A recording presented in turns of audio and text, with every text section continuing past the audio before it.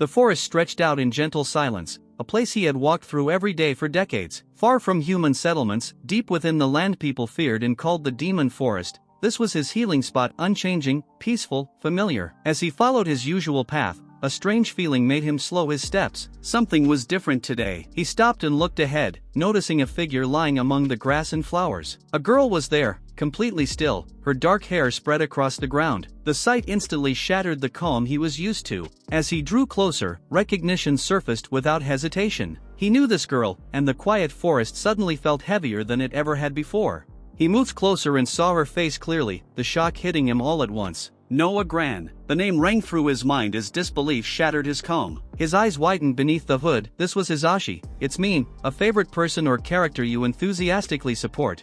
Seeing her lying there, his mind raced in frantic circles. He vaguely remembered an episode where she had gone missing in the demon world before the main story began, and for a moment he tried to convince himself this was just that she would wake up and find her way home on her own. But as he watched her stir weakly among the flowers, doubt crept in. With a quiet sigh, he stepped forward and carefully lifted her into his arms. Leaving her here didn't feel right. He knew himself well enough to admit it. There was no way he could just abandon her, not like this. Carrying her gently, he moved through the quiet forest without hesitation. He felt no regret about the life he now lived, reborn as a monster far removed from humanity. This world had its own order, its own rules. Beyond the forest lay a different reality, one protected by those known as guardians, warriors who stood at the borders of humanity's survival zone, fighting back the monsters that threatened it. He knew of them well, and of the role they played. As he carried her onward, fragments of memory surfaced, scenes from a game he once loved. Noah's personal route had always stood out to him, filled with quiet resolve and moments of fragile honesty. He remembered her voice, telling him not to follow, yet thanking him for being there all the same. This world was no stranger to him. It was the very setting of Utopia of the Fallen, the game he had devoted countless hours to in his past life. Every rule, every danger, every fate felt painfully familiar. Even knowing how this story could end, his resolve didn't waver. If someday his path led to being struck down by the very person he admired most, he decided he would accept it without regret. The memory shifted to an earlier time, far from the forest. In the Northern Territory, at an orphanage in Rarahai town, Noah worked quietly through the night. She followed orders without complaint, finishing the sewage work and accepting another task the moment it was given. Even when told to clean the latrines, she simply nodded and kept going. She endured it all with downcast eyes, clutching her tools as if they were all she had. The caretakers spoke casually about her future, urging her to work harder so she could be adopted sooner, unaware of how tightly she held herself together. Outside the orphanage walls, life moved on as usual, while Noah remained there, small, obedient, and waiting, her resolve barely holding beneath the weight of exhaustion and hope. The memory turned harsh and painful, her body thrown to the ground as punishment. She coughed and trembled, insisting through tears that she had done nothing wrong, that she had completed her work. The answer she received was cold and absolute. This, too, was their duty, because she was a slave. The chain rattled in the silence as she stared up in fear, the truth pressing down on her harder than the pain ever could. The memory sank even deeper. Noah stood silently with the chain tight around her neck, her eyes dull as realization slowly set in. She was paraded forward, spoken of like an object, praised as a fine slave while others bowed and exchanged pleasantries over her fate. When a man stepped closer and declared he wanted her, her head lifted slightly in confusion. Fingers tilted her chin up, forcing her to meet his gaze as he decided her worth with casual certainty. The memory softened for a moment. After being sold, Noah was given warm food, clean clothes, and a bed. Like a fragile dream she might wake from at any second. To her, this was heaven. This was happiness. That brief kindness became something she clung to with everything she had. So when the pain returned, when she was bound again, arms raised, the whip hanging heavy in the air, she endured it without screaming. She told herself it was fine, that she could bear it. One day, Noah and the other children were led beyond towering walls, past the edge of the residential zone and into a place they didn't recognize. Fear spread among them as they realized they were outside, standing at the boundary of the demon world. Noah's eyes widened as she asked why, desperately searching for her master. Confusion turned to panic when they were told this was an order from their lord, that they were being set free. A noble stepped forward, taking control of the situation. With a steady voice, he silenced the chaos and prepared to explain. From atop the wall, their former master looked down with bored disdain, calling the world dull, and thanking his slaves for their service as if this were a gift. His voice carried easily as he announced his final amusement, a little playtime, just to entertain himself. Noah stood among them, staring ahead as the truth settled in. This wasn't freedom. It was disposal. Below, the ground trembled. Monsters emerged, snarling and drooling as they closed in on the children. As screams rang out, Noah forced her shaking body to move. She raised her hand on instinct, fear sharpening her focus, and something answered. Light flared, raw and unstable, bursting from her palm and slamming into the creature rushing her. It wasn't clean or controlled, but it was enough to drive it back. Shock rippled through the onlookers above. Magic, something she was never taught, had awakened in desperation. The monsters didn't fall easily, but for the first time, she wasn't helpless. And in that instant, survival stopped being a wish and became a fight. Noah's hands shook as she gathered what little strength she had left, her teeth clenched while rage drowned out the laughter echoing from above. Tears streaked her face, but her eyes stayed sharp. She fought back again and again, magic flaring wildly as she screamed her defiance into the chaos. She wouldn't die like this. Around her, children fell one by one, their cries fading into silence. Watching them collapse, something inside Noah hardened. The grief hurt, but it no longer stopped her. To survive, she forced herself to see it differently. They were burdens. If she hesitated for them, she would die too. With that cruel realization, Noah dragged herself forward, choosing life even as everything precious was stripped away. Surrounded by monsters, Noah collapsed against the base of a tree. One by one, the others were gone. She was the only one left. Even as darkness crept into the edges of her sight, her breath ragged and her vision fading. Her body refused to respond, her limbs trembling no matter how fiercely she willed them to move. But no matter what it took, no matter how broken she became, she had to survive. The monster loomed over her. But even then, she lifted her trembling hand. Magic flickered weakly around her fingers, fragile yet stubborn. Noah forced every last scrap of will into that one single thought. She didn't want to die. As the monster brought its full weight down on her, she screamed back with everything she had left. Power erupted from her outstretched hand, no longer weak or flickering, but violent and absolute. The blast tore through the creature's body mid-strike, shredding its body and hurling the remains across the ground. Blood and fragments scattered as the creature collapsed, lifeless before it could even touch her. The power didn't stop with a single strike. Even as her legs buckled and her scream tore raw from her throat, the magic kept pouring out of Noah, surging wildly beyond her control. Monsters that rushed her were blown apart mid-leap, their bodies shattered and flung away as the ground split beneath the force of her will. Her vision shook, her body screaming in protest, yet she kept standing, driven forward by nothing but desperation. Every breath burned, every movement hurt, but she lashed out again and again, instinct guiding her hand where thought no longer could. The slaughter finally ended. Noah staggered forward until her legs gave out, her bare feet sinking into soft grass scattered with small flowers. The air here was different, quiet, gentle, untouched by blood or screams. Sunlight filtered down in warm rays, butterflies drifting lazily through the breeze. She lifted her head, dazed, staring at the peaceful landscape before her. It was beautiful, so beautiful it felt unreal. For a fleeting moment, a fragile thought crossed her mind. As her eyes fluttered shut, one last, hollow realization surfaced. There were no monsters here, and she was finally alone. But her strength ran out at last. Her body collapsed heavily into the flowers, the world spinning as exhaustion dragged her down. Maybe this was heaven, a place without monsters, without pain. Noah opened her eyes, as she pushed herself up. Confusion clouded her thoughts. This wasn't the field of flowers, nor the place where she had collapsed. A faint sound reached her ears. A door creaked open. A massive boar-headed monster filled the doorway, its tusks gleaming as it leaned forward in surprise. She turned instinctively and froze. Her breath caught. She swallowed hard and eyes wide. Panic surged through Noah the instant she understood what stood before her. But the monster didn't attack. Instead, it spoke internally, remarking that she was finally awake. Noah froze, trembling, eyes locked on the hooded figure with glowing eyes. Before the monster could even react, the world itself seemed to answer her fear. Wood shrieked as the floorboards ripped free, furniture exploding upward as if seized by an invisible hand. Inside his head, the thought came instantly, yeah, figures this would happen. His thoughts raced, piecing everything together with uneasy certainty. If his memories from his past life were right, then this timing made perfect sense. Noah had awakened her ability. Telekinesis. Everything within her effective range, will bend to her will. Noah's fear fed the power surging out of her, and the room became a battlefield of flying debris.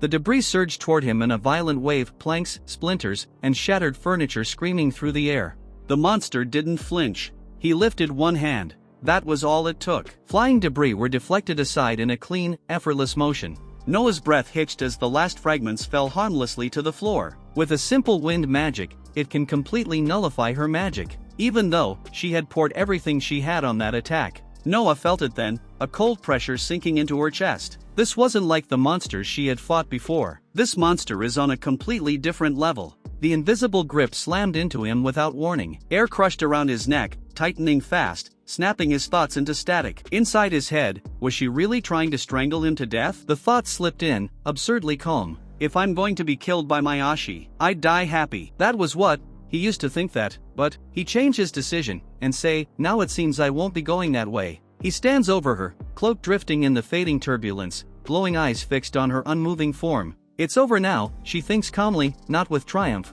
but with certainty. Inside her head, a quieter voice stirs, one that remembers struggle, pain, endurance without reward. Shouldn't it have been okay for me to get just a small reward? She lies there, arms raised weakly, breath ragged.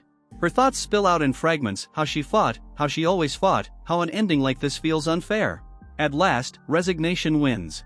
Fine, just do whatever you want. The monster calmly kneels as the boar's body hangs suspended, turning slowly in the air. Heat and wind coil together, precise and controlled, roasting the meat evenly. Fat drips and sizzles as the scent spreads through the room. Her fear shifts into confusion as she realizes the monster isn't attacking anymore. Something is happening. Across the room, she stares in disbelief. The fight that nearly killed her has ended not with execution, but with cooking. The monster works with quiet focus. Chunks of boar meat are neatly skewered, lifted into the air by a gentle spiral of wind. A thin ring of flame forms beneath them, rotating slowly so the meat cooks evenly. Fat crackles and drips, the smell rich and unmistakably food. Across the room, she can only stare. Her eyes track the floating skewers. The absurdity finally hits her all at once. Why is a monster cooking? The monster tilts his head slightly, glowing eyes fixed on her trembling expression. Why are you making that face, Noah? The thought stays locked inside him, quiet and confused. He had already checked her condition. Her body was overheated, drained to the brink, every sign pointing to collapse. Not wounded, just completely spent. Extreme exhaustion, and the conclusion had been obvious. She's ridiculously hungry. So he finishes arranging the skewers and guides the plate toward her. She freezes, staring at the meat inches from her hands, eyes wide, throat dry. Is he telling me to eat? Her stomach betrays her with a sharp ache, and she hesitates only a second longer before instinct takes over. She stares at the skewer, completely baffled. I don't get this at all. Okay, fine. You just want me to eat, right? Then I'll eat. She bites down hard, almost angrily, juice dripping down her chin. The taste hits, simple, smoky, unmistakably neat. Across from her, the monster stiffens. No seasoning, but it should be edible at least. He relaxes a fraction when he notices something. When Noah finally takes a bite, her body reacts before her mind does. The food isn't special or seasoned, but it's warm, filling, and real. After being chased, injured, terrified, and starving, that simple bite overwhelms her. She starts crying not because the meat tastes amazing in a gourmet way,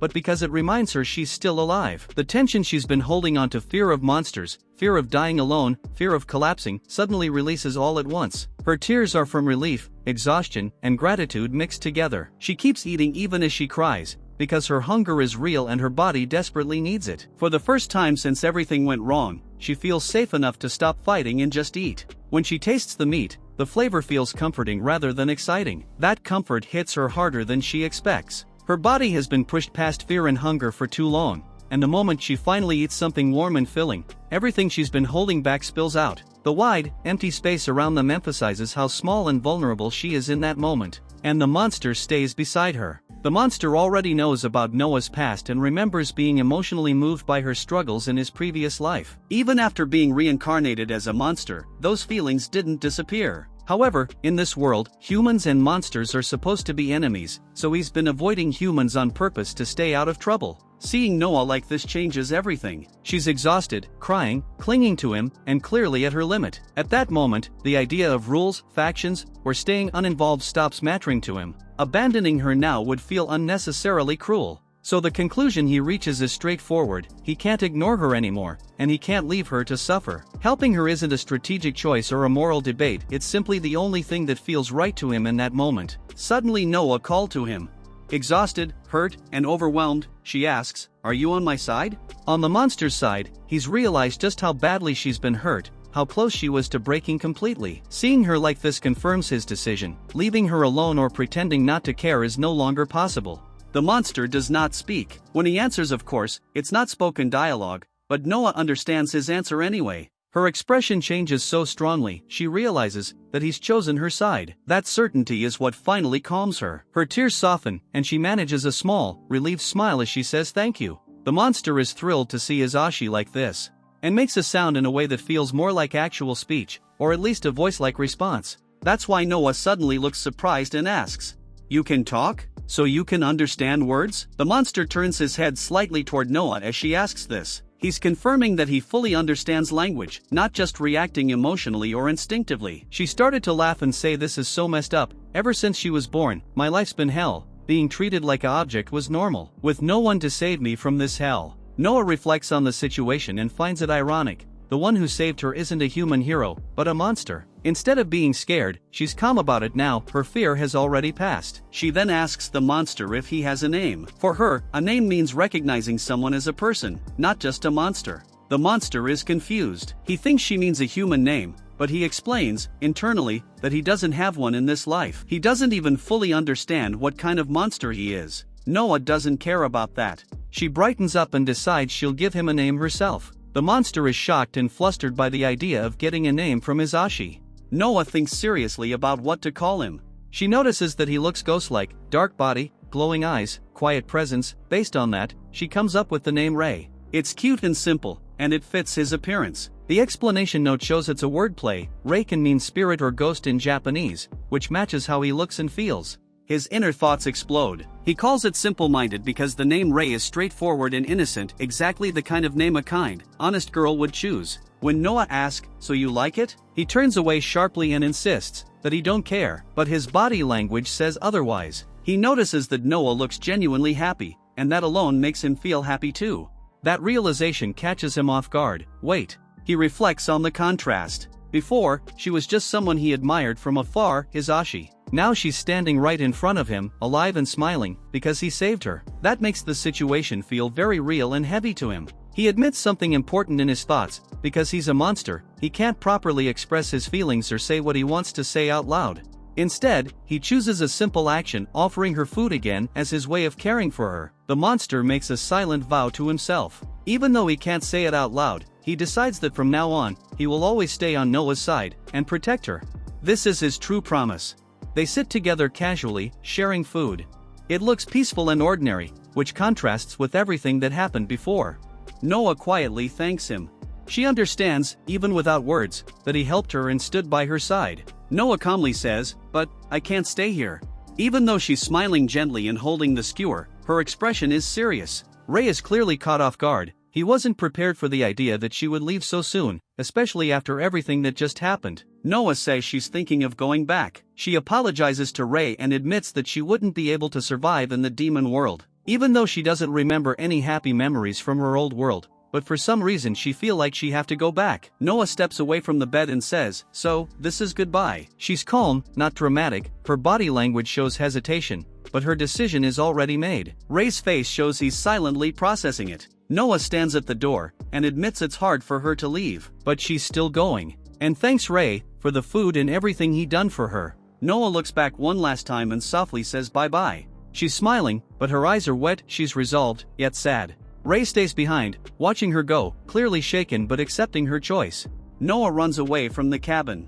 Rei thinks to himself that she's serious, and decides he won't stop her if that's what she truly wants. Then a monster suddenly bursts out from the forest, lunging toward Noah. The attacking monster is blasted away mid-air. Rei moves faster than thought, grabbing Noah and pulling her out of danger. Noah cries out his name, shocked and confused. She thought he had accepted letting her go. But Rei answers clearly, not with words spoken aloud, but with action. He refuses to let her face this world alone. Noah asks if Rei is really coming with her. Rei answers simply and honestly, of course, he won't abandon her. He doesn't insist on controlling her path. Instead, he asks to stay by her side as her bodyguard, someone who protects rather than commands. Noah accepts. She smiles warmly and clutches his cloak. It shows trust and relief. She's no longer alone. They walk forward together, hand in hand. Noah thanks him sincerely, not just for the protection, but for choosing to stay. Noah casually brings up the earlier fight. She points out that the attack Rei used to save her didn't look like magic. She sounds curious, not afraid. Rei reacts internally, realizing she noticed more than he expected. Noah explains why she's asking. When she tried to escape before, she used magic, but it was completely useless against monsters. She knows magic alone can't kill them instantly, which makes Rei's one-shot attack stand out. Then she asks directly if Rei is an ability user, someone who uses special powers rather than magic, and says she wanted to see it, if it's okay. Suddenly Rei notices her wound, and steadily approach it to look. Noah starts to notice changes in her body. Her injuries are fading, and the pain is easing. Rei is thinking internally. He's checking her stamina and mental state and deciding to add a regeneration effect. Meanwhile, she realizes her wounds are healing on their own. She reacts in surprise, jumping up and exclaiming that she didn't expect Rei to have a recovery ability. Rei calmly confirms she's right. Noah then comments on the irony. She assumed he was a destructive type, but instead he has healing powers. Rei acknowledges the contrast. His scary appearance doesn't match what he can do. Rei explains internally that after living for decades as a monster, he experimented with many things out of boredom, and as a result, he learned how to use many kinds of healing. Noah smiles and points out the irony even more clearly, a monster whose power is to heal. Rei doesn't fully get what she means, but he notices she looks happy, and that alone makes it fine to him. To use an ability, a person must draw on holy energy inside their body. But, holy energy is a monster's weakness. Because of that, monsters normally can't use it at all. That's why, in this world, only ability users, humans, are supposed to be able to kill monsters. Then comes the twist. Rei explains that even though he's a monster, he somehow possesses holy energy anyway. That's why his attacks worked and why he can heal, something that shouldn't be possible. Noah explained the situation to him. She says, these are the fortress walls of Urag, where humans now live. And she used to live inside them. Rei explained, after monsters invaded, humanity was forced to retreat and survive behind those walls, and reflects that this place used to be part of the northern territory where people lived before it was abandoned. Noah tells Rei that from here on, border guardians protect the area, so she thinks she'll be safe going alone. She starts to suggest that Rei should turn back, worried about him crossing into human guardians guarding the borders. An attacker strikes from behind. A sword is driven straight into Rei's body, catching him completely off guard. And Noah's expression snaps into shock. The attack is fast and precise, clearly meant to kill him. Rei weakly reacts, realizing how bad the injury is. In his thoughts he calmly accepts it, saying, I guess this is the end for me, while Noah looks horrified and helpless. Rei snaps back from the brink of death. Even though he was just stabbed, he angrily rejects the idea of dying, thinking, like hell it would end like that. His tone shifts from resignation to fury. He confronts the attacker. Who the hell are you? The attacker reveals himself by moving in. He's a human. Rei notes that he expected humans to come after him eventually, but the timing is earlier than he planned for. Rei immediately understands the situation and calmly concludes that this kind of ambush is exactly what a border guardian would do. The human swordsman realizes something is wrong. Rei's magic core is healing instead of breaking. Rei calmly explains the rule of the world. Monsters normally die when their magic core is hit with holy energy. That's the standard way humans kill monsters. Rei points out that this is usually true, implying he's an exception. Rei prepares to move, thinking about making the attack, but the swordsman lunges in to finish Rei off. Noah rushes forward and physically blocks the swordsman, shouting for him to stop. She puts herself between the blade and the monster without thinking. Noah yells that the monster saved her life and begs the swordsman not to attack him. Noah turns toward the human, hands raised and use her ability. The swordsman stares in shock, thinking, an ability user. Shards of holy energy float in the air between her and the swordsman, holding him back. The swordsman recognizes her and says she's the one from yesterday. Noah realizes he's referring to the earlier incident where she escaped and caused trouble near the border. She connects the dots internally. He lowers his aggression slightly, and looks relieved and says he's glad Noah is safe. Noah notices his strange reaction and wonders why he's acting this way.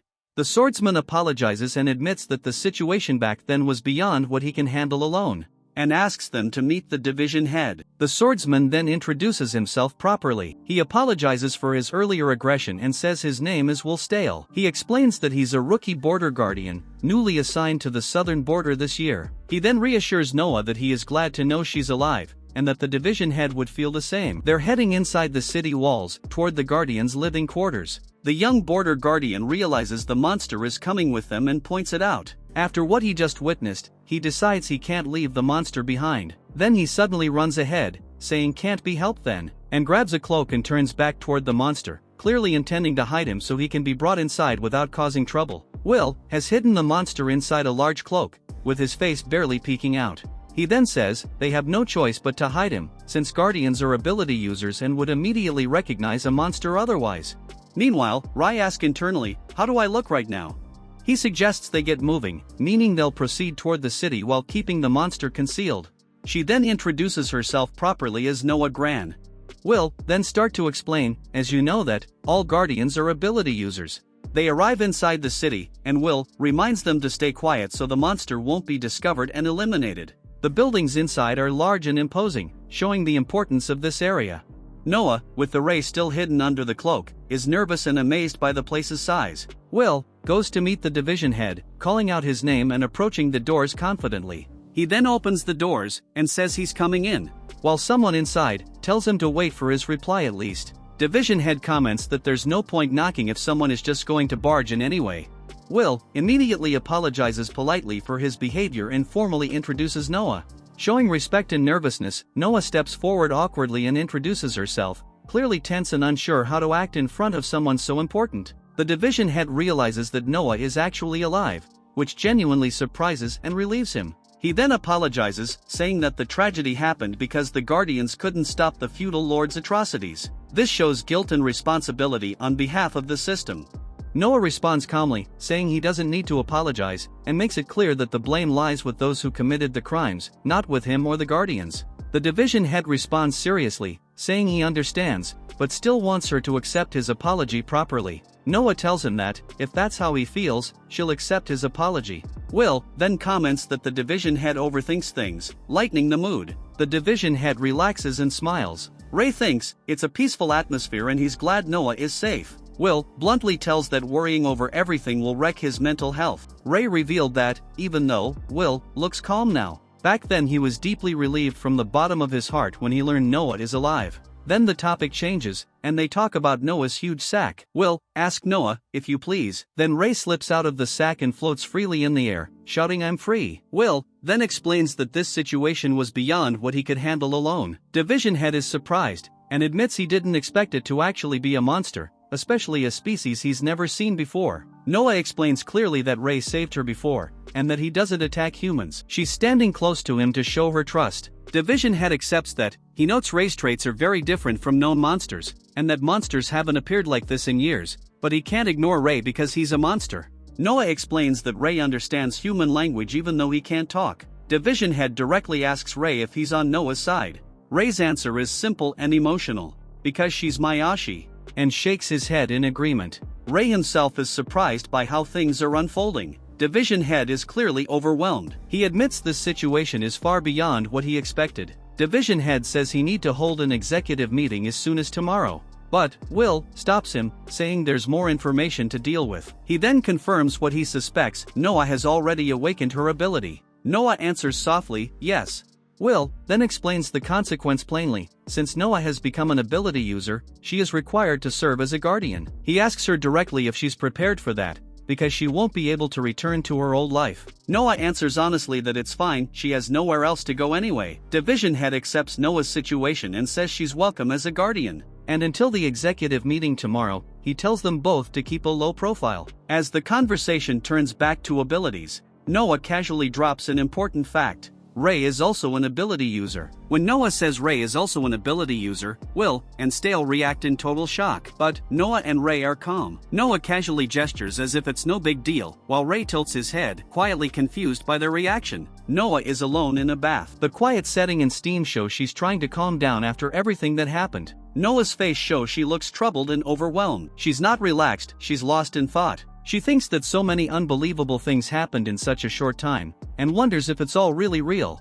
The house is shown from outside while Noah thinks, if I stay in a house like this, as she's imagining settling into her new life. Will is approaching from outside, and knocks on the door, and greets her politely, good morning, Noah-san. It's me, Will. Suddenly the door bursts open. A strong gust of wind explodes outward from inside the room. Will is shocked and thinks, why is wind coming out from inside? The force is clearly unnatural. The wind blast throws him off his feet and sends him flying down the corridor as he yells in surprise. Will realizes what caused the incident and turns toward Ray, calling him by his name. Ray stands there wearing an apron, surrounded by swirling air. Ray silently admits it, the burst of wind really was his doing. Ray realizes he opened the door without thinking, imagining some other guardian has come to caught him. Will, then startled and confused. Will looks into the kitchen and freezes in disbelief. Ray is calmly cooking, with a frying pan and food laid out, steam rising as if nothing strange is happening. He questions it outright, "You're really a monster, right?" While Ray, completely unfazed, keeps cooking. Will awkwardly admits Ray's been keep surprising him since yesterday. Ray then recall yesterday's events. Will and Stale realize the shocking truth: Ray is not just a monster, but also an ability user. Will reacts in disbelief at the idea of a monster having abilities. Will is visibly shaken, admitting this is the first time he's encountered something like this. Stale then asks what kind of ability Ray has. Everyone watches in stunned silence as Ray uses his ability. Stale senses it clearly: holy energy is flowing into Ray. Stale realizes in shock that Ray's ability is healing. Will then explain healing is an extremely rare holy ability, normally only used by high-ranking guardians. Stale mentally breaks down, yelling that a monster should not have any ability, much less healing. Ray thinking of past, saying it's very funny. Will then casually asks where Noah is. Suddenly both of them notice something. Morning light fills the room. Noah notices Will is there and greets him, while Ray squints at the brightness. Will awkwardly hands Noah some extra supplies, saying they're just additional necessities. Noah asks if there's anything else she needs to do. She explains that she's already been given daily necessities, food, clothes, and even a house to stay. Noah smiles softly and sincerely thanks him for everything. Will downplays everything. He says it's nothing special, he's just doing his duty under orders. He then tells Noah he'll come back later after sunrise because there's a meeting with higher-ups. Noah reflects quietly. She thought surviving would only return her to being powerless, but instead she was met with kindness. She realizes the leader wasn't cruel and even gave her a place to return to. Ray gently pats Noah's head. He then emphasizes that this kindness wasn't given to her, it's something she earned by surviving and enduring. Ray gently encourages her, telling her to build confidence in herself. This is what he really wanted to say to her. Noah looks confused. Ray suddenly presents food. Noah is shocked and asks if Ray made it for her. Ray casually says it's nothing special, downplaying his effort. Noah wonders why Ray is so good at cooking even though Ray is a monster. Ray thinks, I don't know why. Noah tastes the food. She's surprised, it's warm, comforting, and clearly made with care. Her expression softens as she eats. Ray wonders what he brought with him. Will says it's nothing special, just something for practice. The item turns out to be a book. Ray looks at it closely but admits he can't read what's written inside. Noah reacts with surprise. Noah recognizes the book and realizes it's the tale of the great hero Silva. Ray listens quietly and curiously. Ray thought if Noah can read, it's a good opportunity to learn the language. Noah asks if Ray wants her to read the book. Ray asks for letters. She replies if he wants her to teach him how to read. Noah gently explains that she couldn't read or write either, and say, when I was a slave, I guessed the story from pictures, because it was famous. Noah apologizes for not able to help. Ray suddenly panics and yells Will's name. Noah calms him down and says it's okay. She suggests they can just ask the leader later and reassures Ray gently. Ray explains that the book Will has is actually a rare item, only high-ranking guardians are allowed to own such things.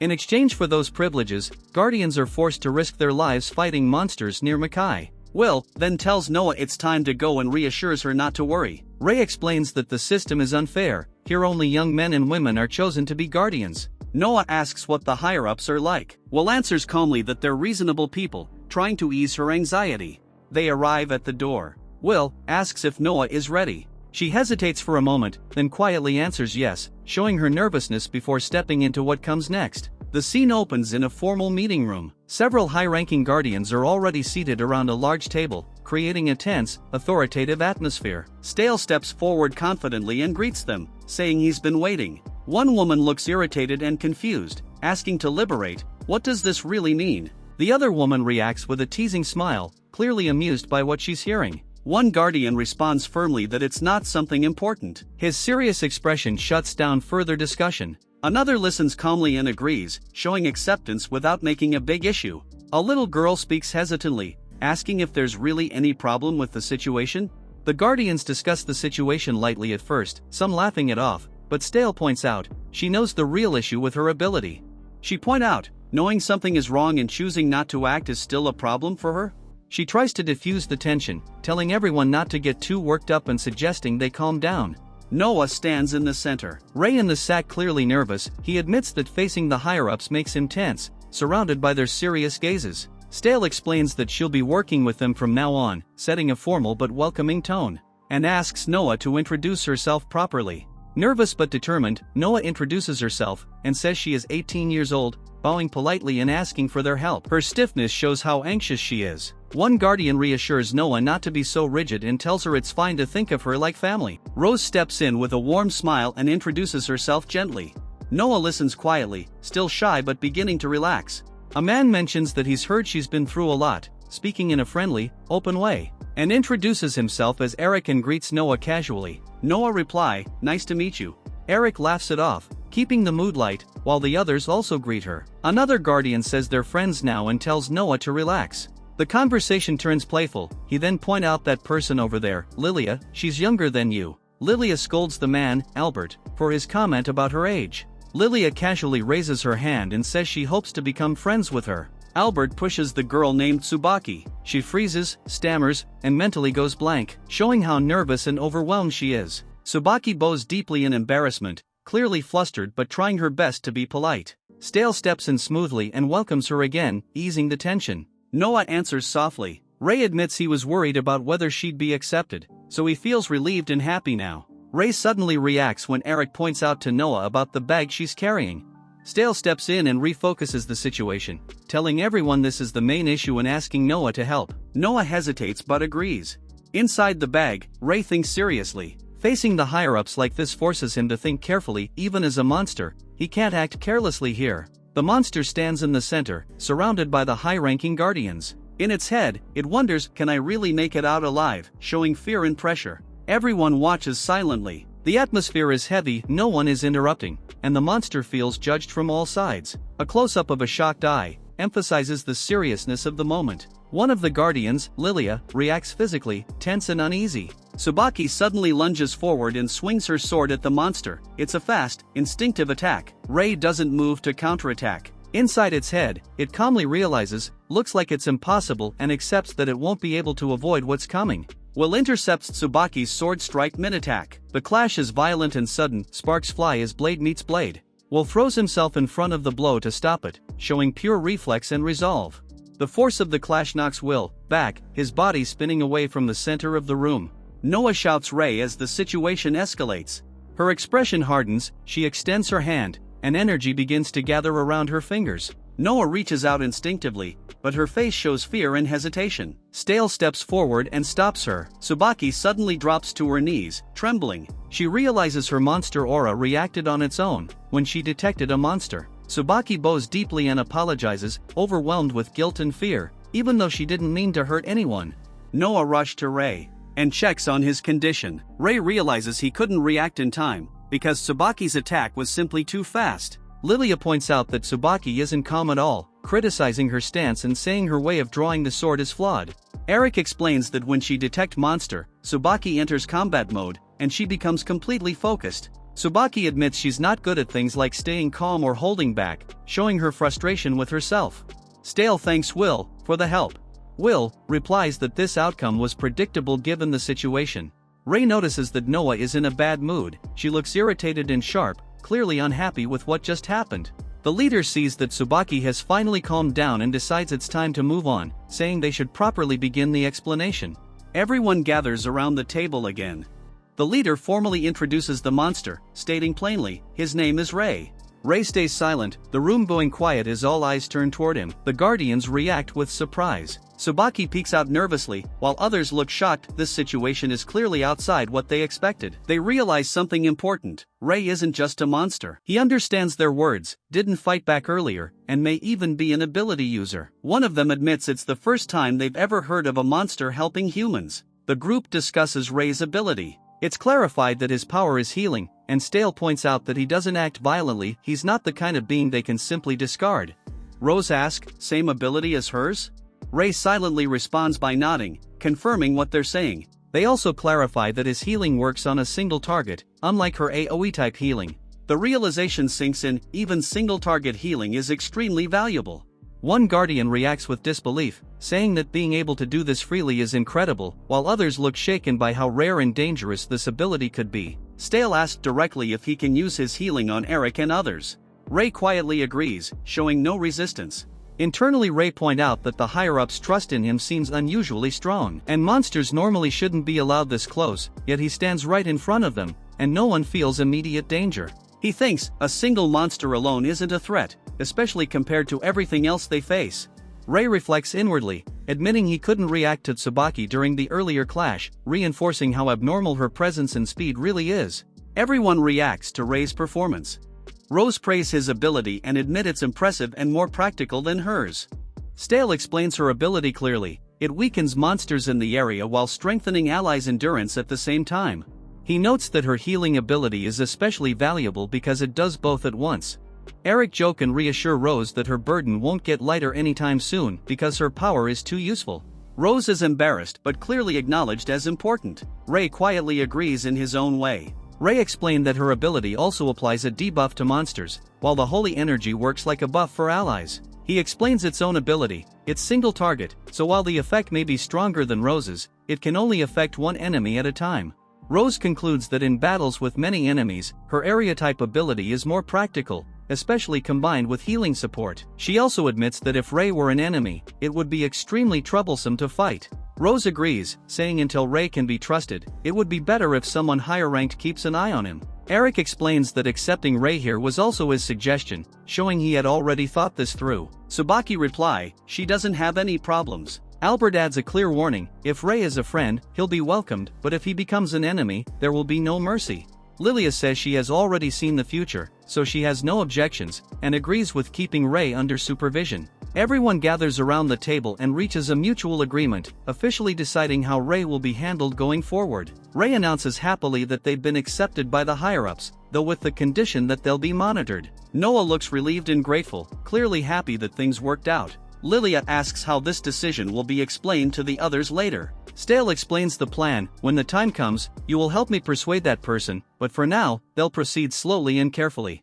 Lilia says that if Rei is safe, has been proven. Lilia praises him, saying he did a great job, and Will thanks her politely. The group talks about how impressive Will's performance was. Taking Tsubaki's attack head-on isn't something a beginner can do. Will admits he is surprised that he pulled it off. The others start to leave together, chatting casually, while Noah remains focused on speaking privately with Stale. Noah quietly asks Stale if they can talk for a moment, looking a bit serious. Noah snaps back, saying she didn't expect him to put Rei in danger like that, and asks why he didn't warn us about this situation. Stale calmly says it was something she should have expected and apologizes for not explaining it beforehand. Noah looks shaken and hesitant. Rei reassures her internally that this is normal for them to react like that, but she's clearly upset and conflicted. The mood shifts to something mundane. Noah asks if the supplies Will brought were ordered by Stale, and he casually confirms it. Noah shows a book and says she can't read it, asking him to explain what it is. Rei suddenly reacts loudly internally, saying that giving that book to Noah to make a mistake on Noah,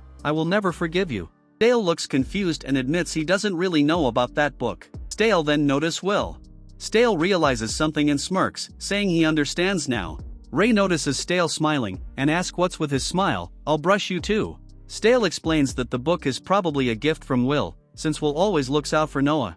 She tilts her head, repeating Will's name, still trying to process it. Rei then bluntly says the gift itself has no real value for Noah, but the intention behind it is good, making it clear the issue isn't malice, just thoughtlessness. Rei loudly say, young man, I forgive you. Will looks confused, not understanding what Rei is doing. Stale tells her not to worry too much about it. Noah says she doesn't have a problem with Will. Then Noah proposes a compromise. Later, Stale will read the book for Noah and Rei together. That way, everyone's even and there's no misunderstanding. Stale agrees, saying alright, showing he accepts Noah's condition. Noah smiles, clearly happy and relieved. The mood softens, and the conflict ends peacefully. Rei excitedly declares he wants to learn letters. Outside the building, Noah introduces herself. A girl cheerfully introduces herself as Julia. After he returned, the Guardian came to watch Rei. Rei is hiding upstairs with Lilia, who is watching over him. Rei admits he can't relax at all, showing his tension and caution despite everything seeming calm on the surface. Rei thinks it turned out to be crowded on the first floor. Lilia explains that before Noah arrived, they were only guarding the southern area with 47 people. Lilia smiles and says that because of this, new members are very valuable and should be properly welcomed. Right after saying that, Lilia suddenly turns aggressive toward Rei, snapping at it, and say you are different. She adds quietly that, maybe just for now, hinting that things could change later. A loud, energetic man bursts in dramatically, pointing and shouting that this is the place and announcing that the person he heard about is their new friend. Noah and the others are caught off guard, staring in confusion and surprise at the sudden entrance. Lilia immediately reacts with annoyance, realizing that a troublesome person has arrived. The loud man rushes in, excitedly calling out Noah's name.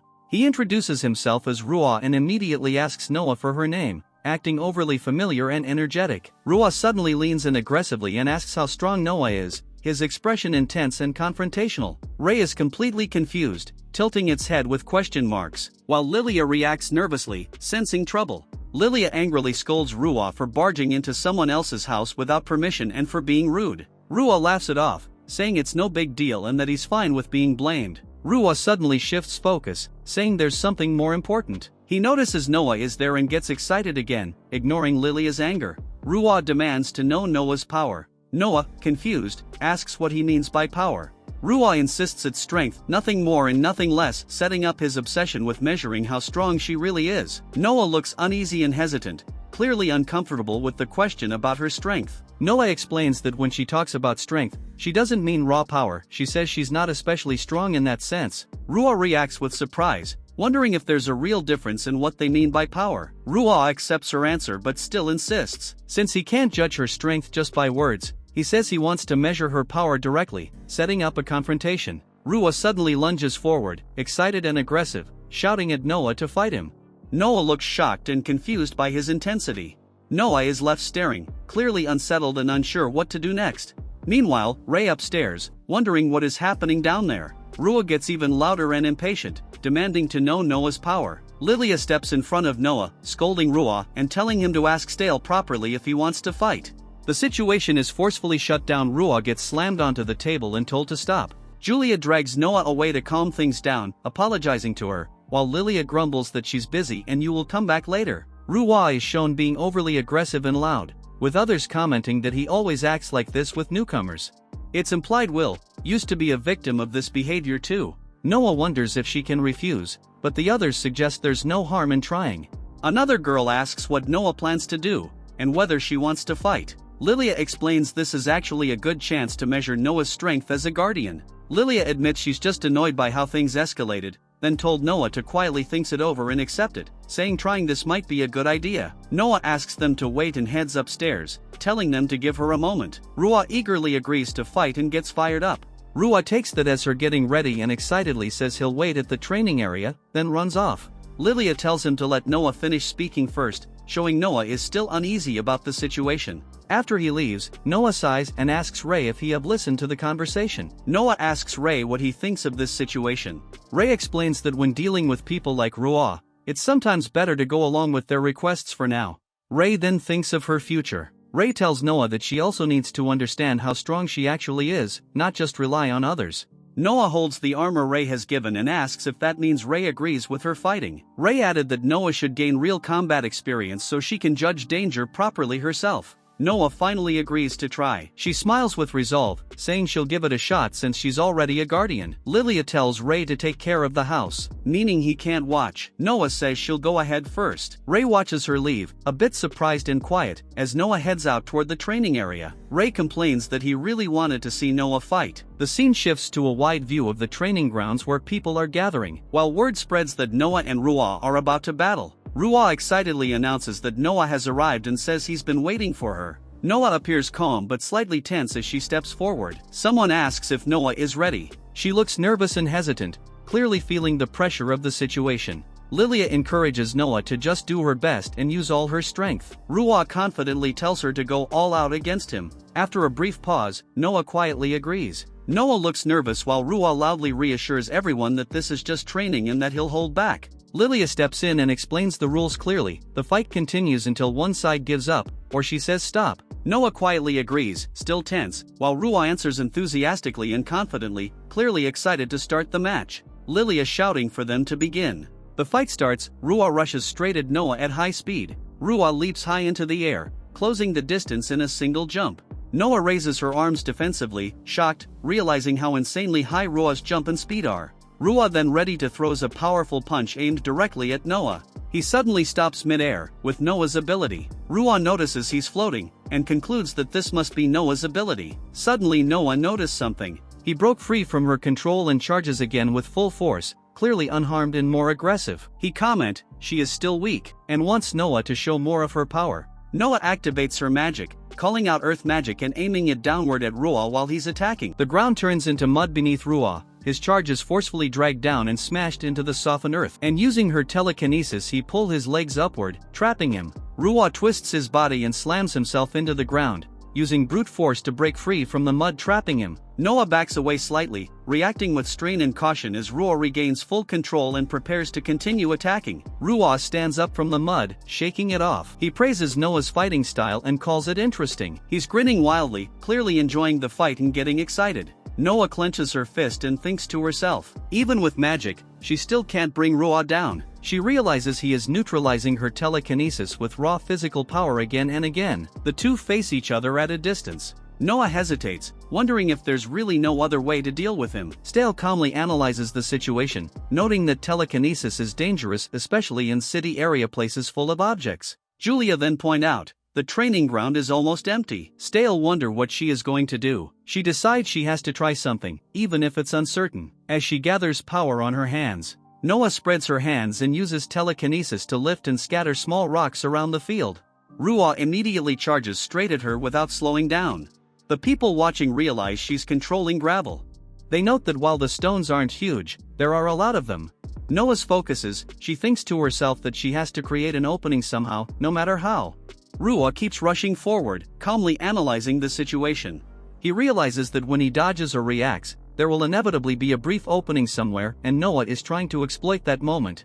Noah directs the flying gravel straight at Ruah. He blocks with his arms, taking repeated hits head-on instead of dodging. Noah looks shocked, not expecting him to endure the attack like that. The onlookers react in disbelief. They realize Ruah is relying purely on physical strength and toughness, not technique or defense. Ruah keeps pushing forward through the pain, clearly hurt but unfazed. He taunts Noah, implying that pain won't stop him and that this kind of attack won't be enough. Eric comments that they personally wouldn't take that approach, but admits that with Ruah's ability, it actually fits him. Ruah activates body enhancement, powering up his body. He confidently says, this won't take long. Noah looks strained and acknowledges it, his power really is strong, but she notes it's still crude and straightforward. Ruah openly explains his ability. It directly boosts his physical strength. He's laughing, completely sure of himself. Ruah smirks and taunts her, saying his power is simple, durable, and perfectly suited to overwhelm her. Noah admits he's right about his ability. Noah keeps dodging Ruah non-stop. The onlookers are shocked she's still holding out instead of surrendering.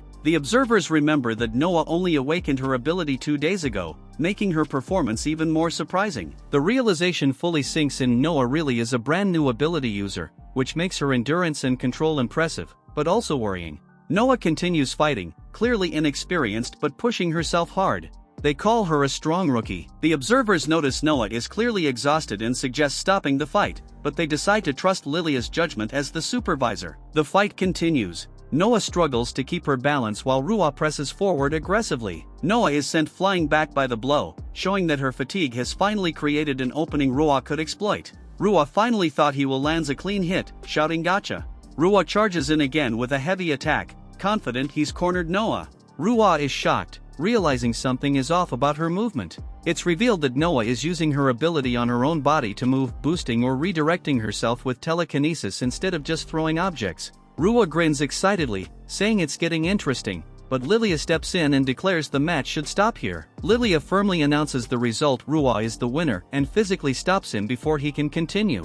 Noah is exhausted and urgently asks for it to stop, barely holding herself up. Ruah is dragged away while still hyped and noisy, as Lilia shuts him up before he can say anything unnecessary. Eric and Stale praises Noah, saying her last move was a very good idea and that she did well. Ruah grins widely, praising Noah's power and thanking her for the fight. He's clearly satisfied and excited. Noah drops to her knees, completely drained. She looks confused and quietly wonders if it's really over. Noah admits she's exhausted. Ruah is dragged away, still noisy and energetic, while everyone agrees this much effort was more than enough for her first real fight. The others praise Noah for doing well and managing to fight Ruah at all. They say that alone is impressive. Lilia stands beside Noah and calmly tells her that she fought very well. The training ground is quiet again, showing the fight is truly over. One of the observers asks Noah how she managed to move like that, They say she's gained something very valuable from this fight. The others praise her warmly, telling Noah she did an amazing job. Noah looks surprised and a little shy as the realization sinks in that her effort is being recognized. Noah is being helped up by the others. She looks confused and embarrassed, wondering if they're praising her. She says she doesn't really understand why,